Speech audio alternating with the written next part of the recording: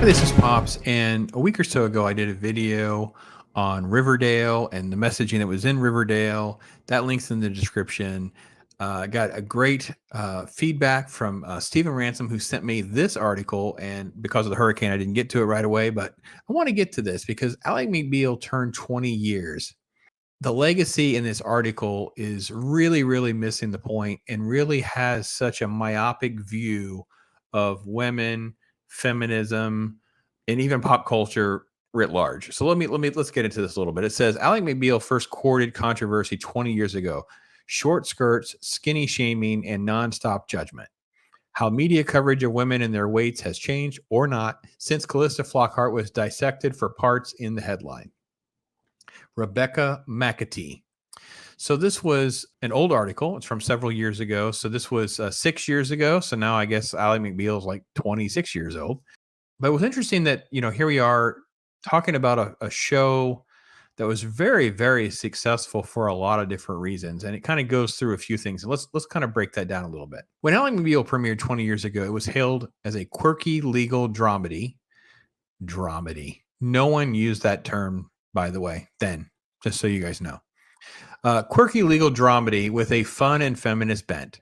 Callista Flockhart starred as ALLY, a recent Harvard Law graduate forced into quitting her job after she was groped at work by a male superior. She sued the company for sexual harassment, signed on with Cajun Fish, another firm in Boston, with some all too familiar faces and married ex alert, and in a set of workplace issues. So, this id moved the ball forward on dealing with workplace sexual harassment, something that needed to be done, has done, and has changed the landscape in a lot of ways. This is not the kind of sort of problem that is as big of a problem. Not saying it doesn't exist, but not a big of a problem. And there is at least a lot more legal recourse, and there's actually mandatory trainings and things like that that people go through. So the world and the landscape has changed dramatically.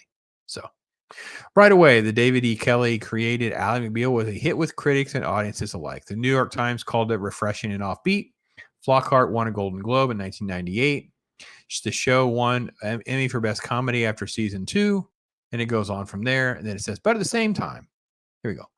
Remember that one of the philosophies in life, folks, is when a butt shows up, just forget everything that we just talked about. So forget everything about the success of the show, how it changed the landscape, the awards that it won, Callista Flockhart's success, the Emmys, whatever. Forget all that because there's a big but. So as long as there's a big but, now we can start paying attention. But at the same time, so began the backlash. Well, of course, anytime there's success, there will be backlash, right?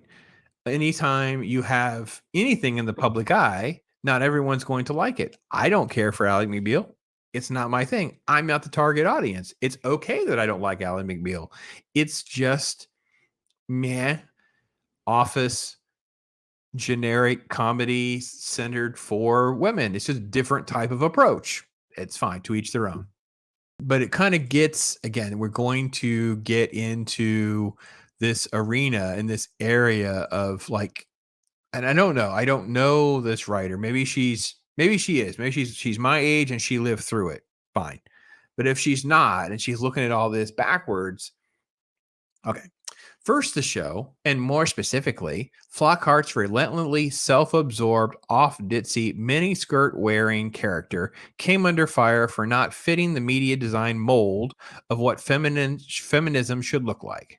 Okay, that is not what the attacks were really driven, right? First off, she is self-absorbed. That's part of the shtick. That's part of the comedy. She is this off-putting, narcissist, self-centered, often ditzy, right? Mini skirt wearing was because this is again part of what has to change, right? See, sexual harassment in the workplace is wrong. Women should be allowed to wear mini skirts legally, but I would ask, why are you wearing a mini skirt to work? Because a mini skirt is designed to accentuate and show off certain features. Is that workplace appropriate or not? Just saying. But not fitting the media design mold of what feminism should look like. Well, first off, who gets to define what feminism is and should look like? Can't each woman decide? Can't there be a general cultural consensus? Okay, let's get into that. And then it sort of like talks about a Time magazine cover. It talks about, and again, the stereotype is extreme people. And it says beneath the image of Ally McBeal is feminism dead? Right, well, oh yeah, because Time magazine is trying to sell books, right? It ran a famous op-ed piece on religion, and it asked if God was dead. Is God dead? Right? So yeah, this is what they do. Okay. Obviously, no fictional female's actions, thoughts, or delusions on screen could single handedly undo the real accomplishments made by past and present champions of women equality. Very, very true. Right? Still, see, still is it's a, hmm, that's a sneaky way of sneaking a butt in there. Yeah, that's almost like a little butt. Still is a little butt. Hmm. All right, we'll figure that out. There was plenty of sexist coverage questioning whether Flockhart's character, and more specifically her body, and the way it was presented was sending a wrong kind of message. Well, it's not in a bubble. It's not only Callista Flockhart. If you remember as well, and I'm old enough to remember, I want to make sure I get the timeline right. But there were tons of people who were showcased in this sort of era of um, extremely skinny, extremely skinny, right? So you're talking about, okay, Kate Moss, for instance. So she's doing Calvin Klein and all that stuff. So this is like the 90s, right? She was rail thin. Like Kate Moss looks ill. Ally McBeal, Callista Flockhart looked ill. They were so skinny. I don't think there was um, anyone forcing magazines or David E. Kelly or others to showcase Callista Flockhart because she is rail skin thinny. Boy, I can't say it properly. Rail thin skinny. Easy for me to say. Hashtag. Um, but culturally, there was a lot of this sort of like promotion and celebrity um, showcasing of this hyper skinny body type. And that's not particularly healthy for most people, just as, overweight people are not particularly the best role models as well. The public fixation with Flockhart's figure intensified. So there's a link. We're going to go to that link and see what happens. The tabloids, again, tabloids, right? She's too thin. Late nights turned it into a punchline. Of course they did because she was rail thin. There's like a radio show quote talking about meals for McBeal. Yes, because she looks so skinny. Sending her Twinkies and ring dings. Why would they send her ring dings? What's a? Oh, okay. They're like a. Yeah, but that's like a Drake's. That yeah. Who was buying ring rings for her back then? Yeah, Twinkies and ding dongs is what we would send. Anyway, um, so there was an interview with Barbara Walters. Are you naturally thin? And should we worry about you kind of thing. And she basically is like, she's just naturally thin. She just looks that way, right? And she denied having an eating disorder, blah, blah, blah, and all that's fine. And um, this is an article that kind of goes into this. What they got to go out and they got to find someone. They got to find someone to put the modern spin on everything, right? So Dr. Cara Alamo Hofstra, she is now retroactively putting the label misogynistic on people who thinks, quote, it's a terribly inappropriate comment, whether you're telling them it's too large or too small. You shouldn't get to criticize how skinny she is. Well, I don't want to be the one to tell Miss Cara, Dr. Cara.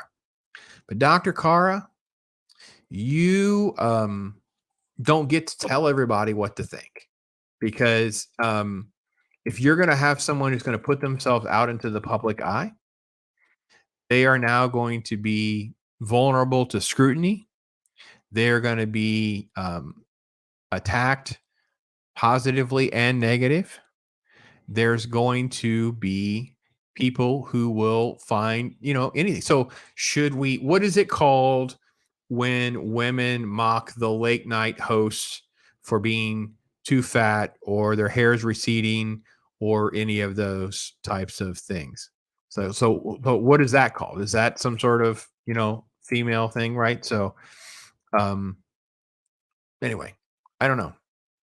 Um, the irony with all of this is, um, that she has always said that she eats healthy and, she does all these kinds of things. She works a lot. That's why she doesn't, you know, eat as much. She talks, I read some interviews where I was trying to prep for this, where she talks about under eating or over exercising, pushing herself.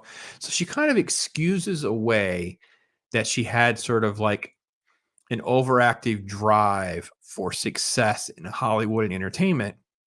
And that drove her to look basically hyper skinny. That's what she wanted to do. She thought that was so. This was her doing some of this kind of stuff.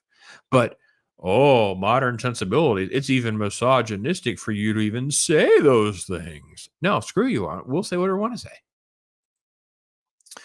Um, anyway, it's hard about and this is another doctor they went out and found. And again, this is retroactive labeling. And then it's the discourse of is she or is she not anorexic? And it's coded language. Why? What are you talking about? Well, there's no coded language. Look at her. Okay, if she wants to just say she's very small, she doesn't have an eating disorder, fine. But don't joke or take offense or attack those people who are going to take someone in the public eye to task over how their appearance. It's just how it is. This is your open game. Now, can it get out of hand? Sure, sure. But to say, oh, she needs to work in a Big Mac, or we need to send her some dinkies, ding dongs, and Twinkies. Okay, if she can't take that joke, she shouldn't be in front of a camera. So,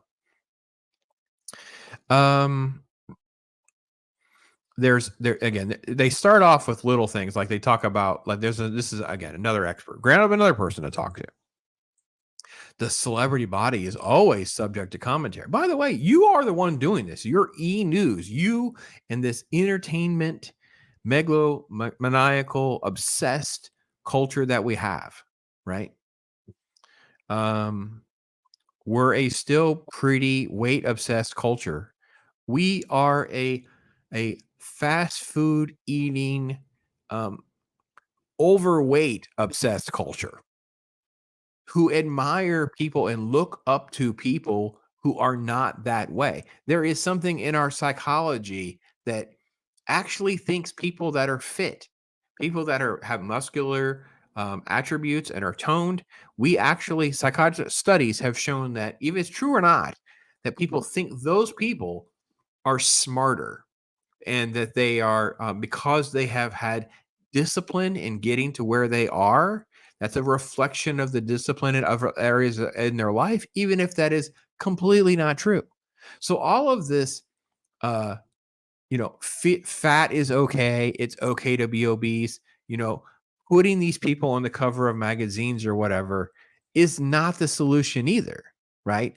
We need to have a healthy conversation and not shame anyone.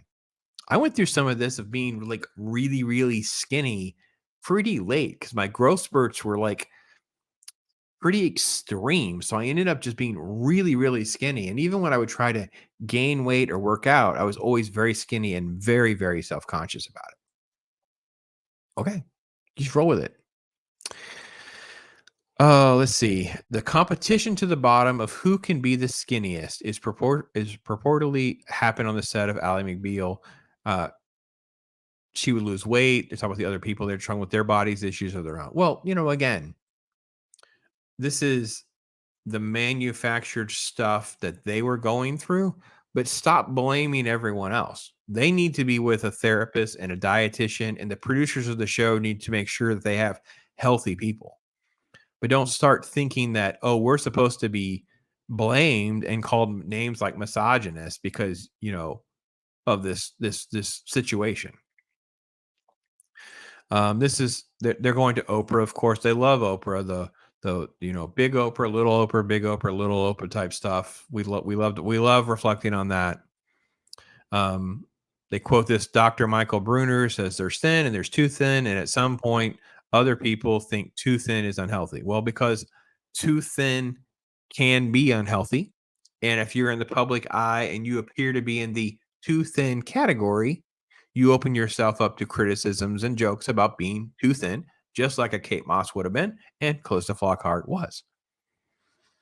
Um, and then it's just skinny shaming, fat shaming. We're throwing around all these buzzwords. Um, I did like this one quote. This was that Dr. Kara person says 20 years ago, it was the media that was solely responsible for this. But now social media has enabled ordinary people to pile on and to comment about women's bodies. Uh, yes, fact check, true and true. Yes, all the things that you have based this entire article on is the media's fault. And now, because ordinary people are saying similar things and pushing back, and the narrative is in a constant state of struggle because people get their fifis hurt, that now you want to weaponize social media so you can stop ordinary people from telling you, no, the fat person is not fit. The super skinny person doesn't look fit, blah, blah, blah. And I got to be honest, if they're in the public square, they're going to get some rocks thrown their way. They need to understand that's how it is. Um, yeah, this is just the attack on people and things like that. Um, I think that there is just a natural disorder in our country about eating properly, taking our health seriously, and things like that. It's extremely expensive to eat really healthy. It's much more expensive to get on a carnivore or a keto type diet to avoid carbohydrates and fast foods. It is very frustrating that you would have to pay a full price for, let's say, a double quarter pounder. If you had to eat at McDonald's, you would buy a double quarter pounder, but you have to take everything off of it and pay the full price, even though you're basically just buying these two pieces of meat and whatever condiments you have. Everything about this, salads are extremely expensive in the retail market. So everything steers people towards unhealthy lifestyle. Labels are not honest. Labels are very duplicitous. Chemicals are hidden in there. They're renamed. They use scientific name instead of what common names are. Companies will buy healthy brands and then modify them so now they're less healthy. And unless you're really good at interpreting labels, that is also a challenge. So it doesn't really help the cause to have a bunch of manufactured articles about a show that's 20 years old about how we're all misogynistic because um, we still think Calista Flockhart's probably too skinny. And there was conversations back then. And we're not particularly thrilled about you going to the other extreme and glorifying people like Lizzo as being okay because she's not okay. And all of that is as much to blame for you, E News, and these doctors who love to sling names. Like, screw you, doctors. You don't get to just randomly throw out names. That's not your job as a scientist. You should have said, these quotes should have been, statistically, in the 1990s, when ALLY MCBEAL said this was the average weight and this was the concern and blah, blah, blah, blah, blah. And we look at now, this is the concern. They could have at least had actual scientific responses that could have contributed to a better message to help people. But that was not the agenda. That was not the goal of the article. It wasn't the goal of the participants. And it's a shame. And it's a crying shame because it's an opportunity to have a conversation about how things were and how they are now. Anyway, that's my take on it. I appreciate you watching. Again, thanks to Stephen Ransom for this. Maybe this is one of those things we do every Friday. I don't know. It is it's an article that's interesting conversation, and that's what I want to have. So feel free to send me those links. Hit me up for those. I appreciate you guys so much for being here, subscribing and supporting us. Thank you again. I am Pops.